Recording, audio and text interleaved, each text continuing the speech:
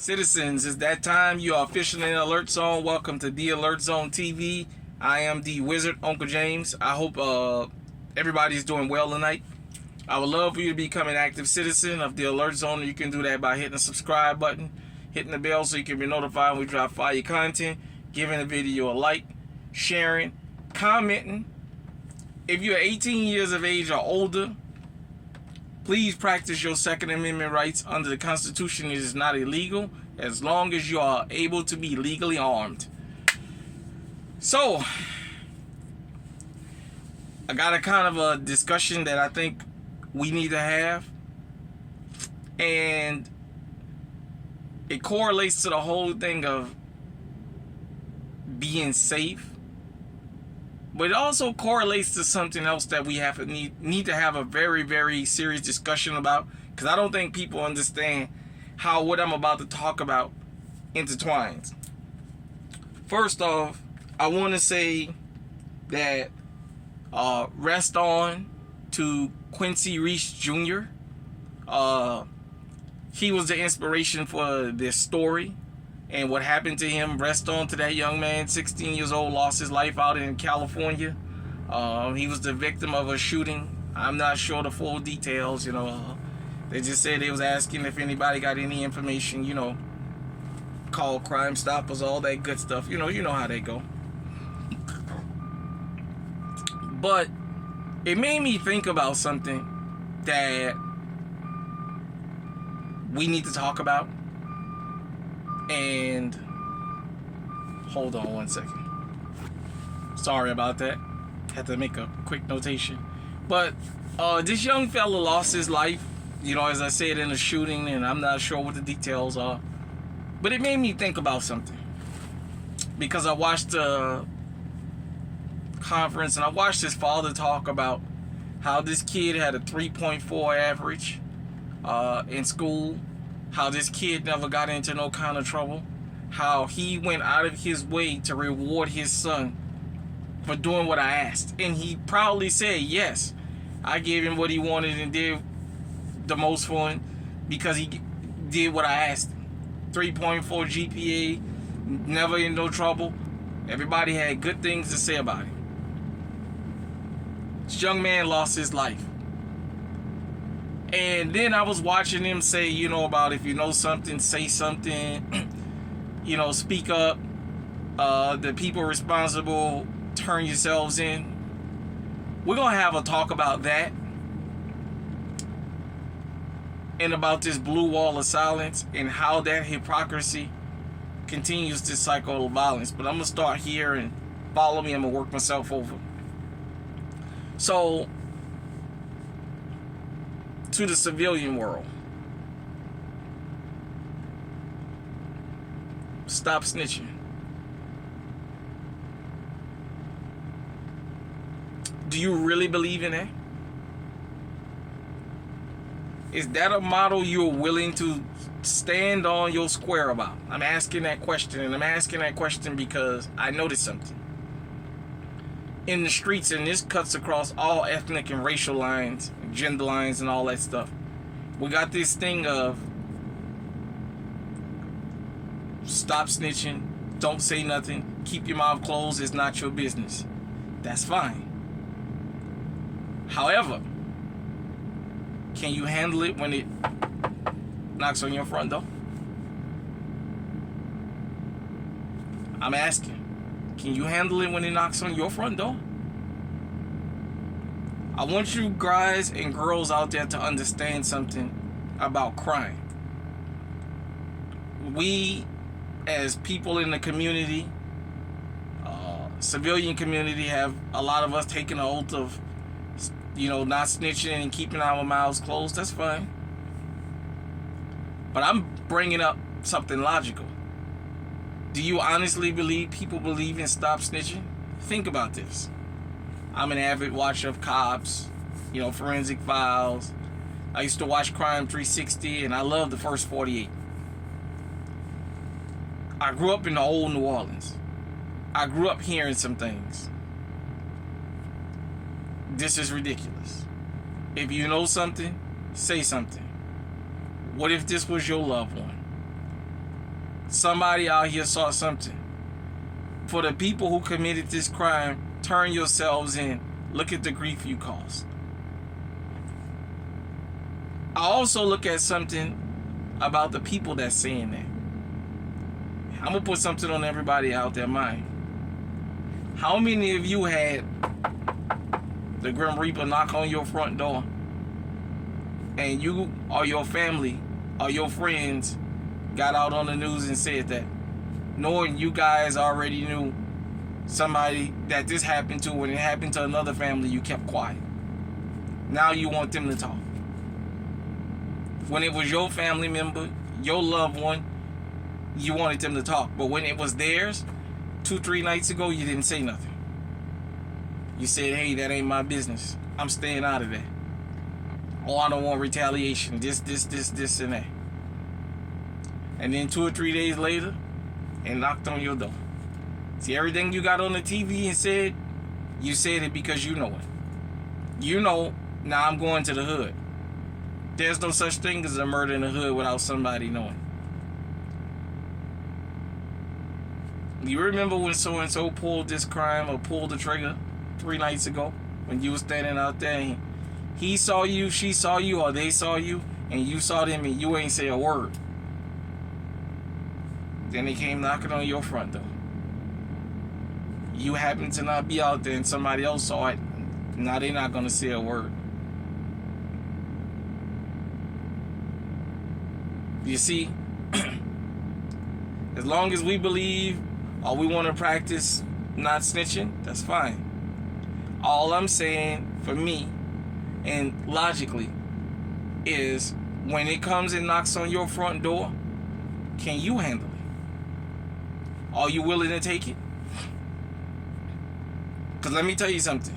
Putting a hit out on whoever did it, putting money up as a reward for turning the person in, that's snitching. If somebody comes and tells you, they don't have to go to the police. If they come and tell you so-and-so did this to your loved one so you can go back and retaliate, that's snitching because they're not supposed to tell you. They're not supposed to tell you nothing. Remember, stop stitching, no stitching. Keep your mouth quiet. They're not supposed to tell you nothing. But it's okay because that's your loved one. It's okay because that's your friend. It's okay because it's that co-worker that you work with, that you get along with.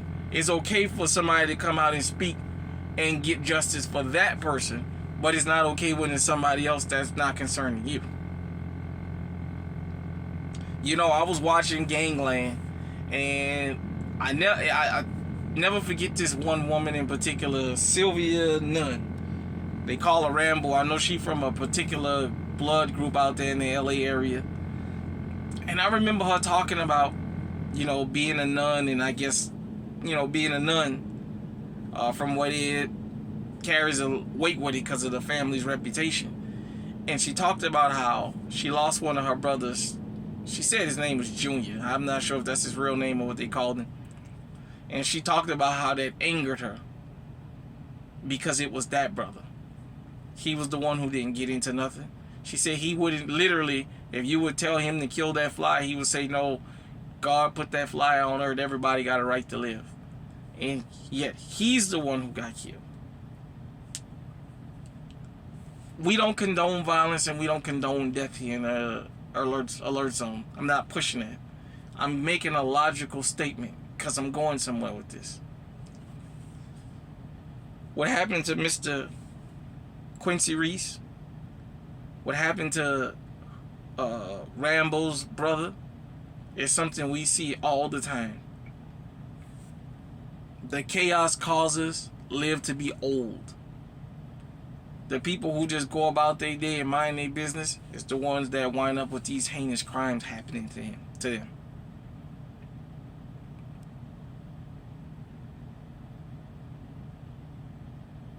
Just think about that. The 73-year-old man out there in Philadelphia that had all them little young kids come and kill him at 2:30 in the morning. That man was out there minding his business and it cost him his life. Now those kids will be the ones, they'll live to be 100 years old. Nothing won't happen to them. But their loved ones that go out and mind their business, something will happen to them. It's just sad that we lose a lot of good people out here,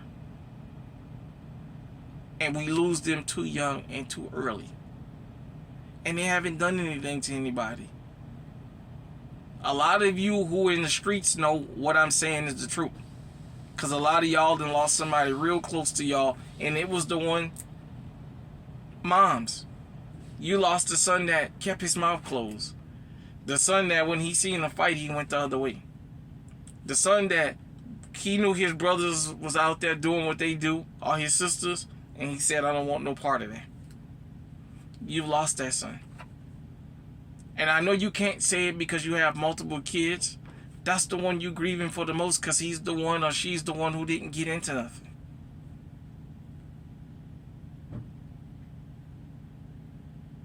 And it constantly happens. We lose a lot of the best and brightest because we have a policy that we don't speak and we don't open our mouths. And all I'm saying is that's fine, but understand death. We ain't none of us spared from death. Can you handle getting your door knocked on for your kid, the one that follows the rules? Can you handle that? This man has to bury his son. This family has to bury that boy. A star in high school basketball and had the GPA to back it up. According to the police, you know, they couldn't find nothing to smear him with, because if they could, they would have. And this kid lost his life. See, when we condone letting the community knuckleheads get away, and this cuts across all racial and ethnic lines, because it happens in every community. The only difference is the black community is the ones that they post all over the TV because of this narrative that we the number one criminals in the country. And you guys know I've already debunked that. I'm just saying, this cuts across all lines, and it happens all the time. Law enforcement, all y'all back the badge people, all you cops out here, families of good cops, quote unquote good cops, the actual good cops out here, you guys have taken an oath to uphold the law, but behind closed doors you guys have taken an oath to the blue wall of silence, which that's fine. But let me put something on your mind. When an officer is gunned down around this country, you guys and girls shouldn't be in an uproar. The fraternal order of police shouldn't be out here screaming and jumping up and down. The police union shouldn't be having a fit talking about a war on cops. Because just like you guys say, silence is violence among civilians. If we don't speak, y'all don't solve crimes. When we decide we're not going to talk and make your job harder, well, guess what? You guys took an oath that you're going to uphold justice. Yet that blue wall is more important, which is fine. Just know this. The same thing that happens to us in the civilian world happens to y'all in law enforcement. The Derek Chauvins of the world, the Lynn Davises of the world, a notorious New Orleans cop on death row, the Mark Furmans of the world, the LA4, you know, the ones that beat Rodney King, the Derek Chauvins of the world, the Daniel Pentalios of the world, the Timothy Lomans, the Amber Geigers, I can go on and on and on and on and on. The James Hunts, Officer James Hunts from Chicago, who boldly was on video bragging that he killed motherfuckers. When the streets and when the criminals come to gun officers down, they don't kill them. You know who they kill? The Arena Preston type. They kill the Emily Bradenbach and the Hunter Shield up there in Wisconsin. Those the officers that get killed. The Darren Holloway down in New Orleans, Officer Holloway. If 50% of New Orleans Police Department had the integrity that that officer had when he was on the force, New Orleans wouldn't have all the crime it had. Because everybody know the number one criminals in the city of New Orleans was the damn police. If 50% of the damn NOPD was as stand up as that guy, you wouldn't have the issues you have there. But when we lose police officers, it's never the ones who are the constant problems. It's always the quote unquote good officers who took that blue wall of silence.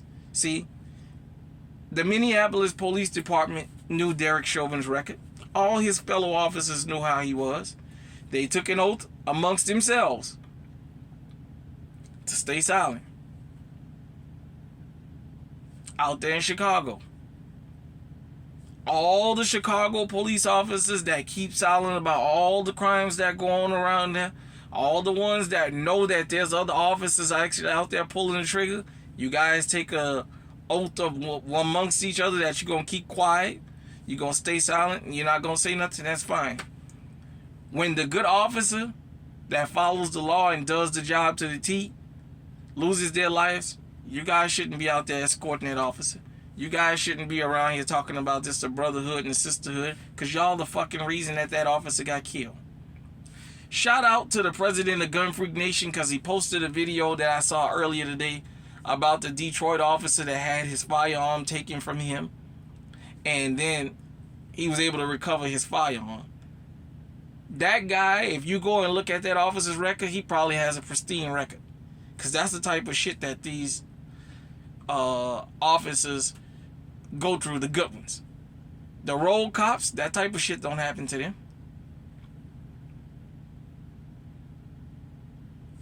Look, I'm not anti-law enforcement. I'm not anti-nothing. I'm just pointing something out here that I think we need to talk about, because we don't understand just how much letting certain people roam around puts the rest of us at danger. If you live in a neighborhood where the neighborhood criminal is selling narcotics, hey, I'm not going to step on their toes about that. But they around here breaking in houses, breaking in cars, raping, robbing, pulling all these kinds of crimes. You allow that to fester long enough, eventually it's going to knock on your front door. You allow this dude to shoot up everybody in the neighborhood, eventually he going to shoot somebody you love. But it's never going to be the one that's out there that's about all that. It's always going to be the quiet one that minds their business, because it's meant to hurt you. Law enforcement, the James Hunts, the Derek Chauvins, the Daniel Pantaleos, who got successfully sued multiple times for racial discrimination, for the Amber Geigers, the Mark Furmans, the Lynn Davises, those are not the officers you're going to lose. You're going to lose the Arena Prestons. You're going to lose the Emily Breidenbachs. You're going to lose the Hunter Shields. Those are the officers you're going to lose. The ones that's out there doing their job the right way to the T. It's the ones you're going to lose. We're going to lose officers like Officer Holloway down there in New Orleans, and not all them crooked bastards he had himself surrounded around.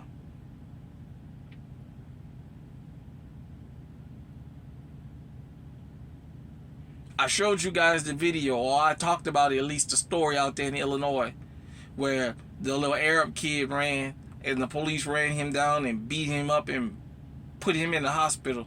And that bastard had about 30 or 40 cops escort him to court and escort him out of court.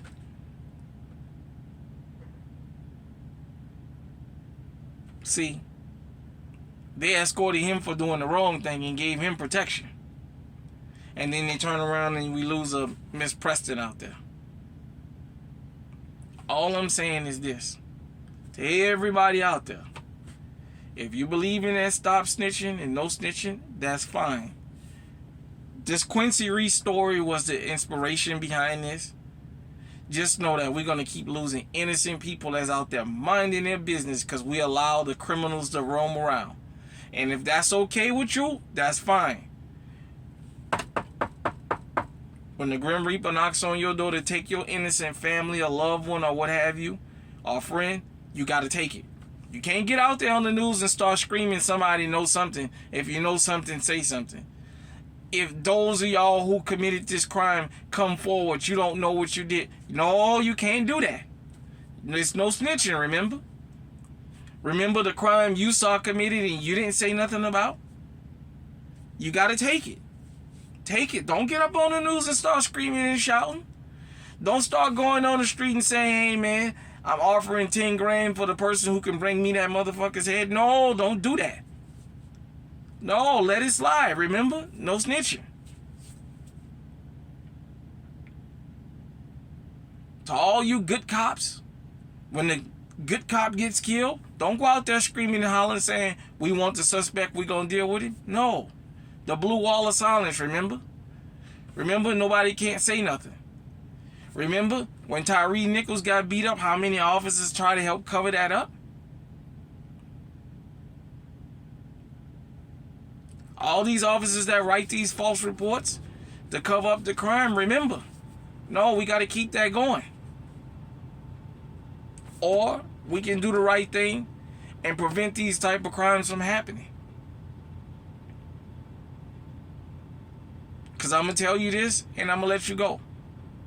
There's a lot of moms that's been on the news out there that witnessed multiple people losing their lives and didn't say nothing.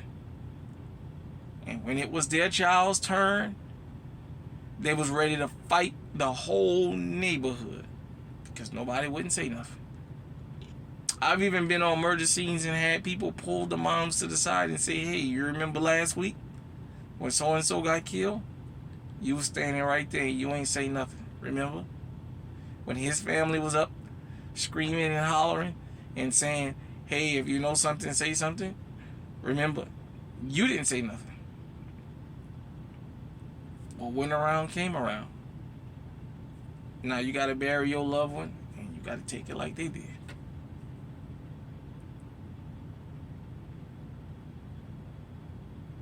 Hit me in the comment section and let me know what you think. Everybody, be safe, be armed out there, but be vigilant. Pay attention. Pay attention, man. Try not to even put yourself in a position of something happening to you. Not saying that making certain moves is just going to guarantee your safety, but try not to put yourself into harm's way. Till next time, everybody out there, stay safe, stay on high alert.